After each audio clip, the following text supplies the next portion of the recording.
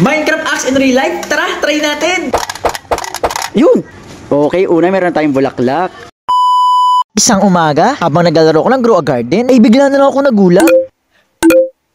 Tumunog kasi yung cellphone ko. Nakita ko nag-chat pala sa akin si Kappa Girl. Sabi niya, Tito Dugs, yung classmate ko dito sa school, may Minecraft Axe toy. Gusto ko din nun, please. Pag binili mo ako, kamukha mo si Daniel Padilla. At tinignan ko ako na yung sinad niya sa akin. Eto pala itsura ng Minecraft Axe in real life. Pixelated talaga ang itsura niya. Wow, glow in the dark pa. Ano kaya ginagawa niya sa Minecraft Axe? Hala, nagpupukpuk din siya ng bato? At mayroong biglang lumabas. Wow, ano kaya yung nakuha niya? Pinag-iisipan ko ako, order ba ako? Kung yes ba o no? Dahil mabait naman akong tito. At honor naman si Kappa Girl, kaya yes, order tayo. At after 3 days lang, meron nang nag-doorbell dito sa bahay ko. Kaya naman pagbukas ko ng pinto, nagulat ako kasi dumating na yung order ko. Pagkakuha ko nga nitong parcel, medyo matigas siya. Tapos meron kumakalog-kalog sa loob. Ito na kaya yung Minecraft Axe na in-order ko. Kaya naman tara, i-unboxing na nga natin. Wow!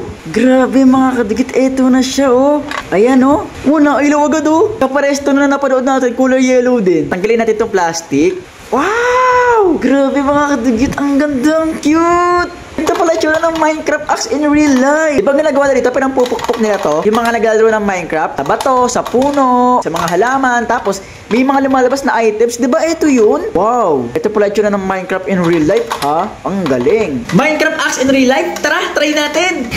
Saan ko kaya tatry itong Minecraft Axe? Dito nga tayo sa labas. Magtatry nga din tayong pumukpuk ng mga bato, ng kahoy, at ng mga halaman. Tignan nga natin kung may makukuha tayong items. Ito na lang mga halaman. Ayun! Eto may bulaklak. Okay, let's go. Yun. Okay, una meron tayong bulaklak. Ano kaya sunod? Napanood ko kasi nagpukpuk din siya ng bato eh. Try nga natin dito. Ayun, may bato. Ito, try natin tong pukpukin. Ayun, ilimagpak na bato. Sabi, ang laki, ang ganda. Ano klaseng bato kaya to? Alam ko na, pupukpukin ko pa. Hala, lalo siyang lumiit. Hala, lumiit yung bato ko. Hala, hindi ko na nga siya pupukpukin. Next naman, try nga natin dito sa kahoy. Kasi napapanood ko sa Minecraft, nagpuputol sila ng puno. Pinuputol nila yung kahoy. Sige nga, try nga natin dito sa kahoy kung pintuan. May bumagsak na kahoy. Wow, nakakuha tayo ng number. Ang cute. Palitin pa natin siya. Hala, lumiit na siya ng todo. Naging stick na. Hala, late na niya. Hindi ko na siya pupukpukin. Ayoko na. O sa mga kadugyot, ito na yung mga nakuha natin item gamit ang ating Minecraft Axe. Nakakuha tayo ng rose, ng bato, ng stick. Grabe, ang din lang natin susubukan, yung ilaw. Kaya try natin to sa dilim.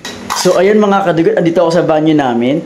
Ganito pala ang itsura niya pag nasa dilim. Aba, maganda nga siya oh. Glow in the dark yarn. Minecraft Axe glow in the dark. Sigurado ako pag gawin ni Kappa Girl sa school, magugustuhan niya to. Yung papareho sa classmate ko, okay, yun doon sukunin ko na to. Papasok na sa school, papakita ko sa mga classmate ko. Bye! Okay, Kappa Girl, ingat!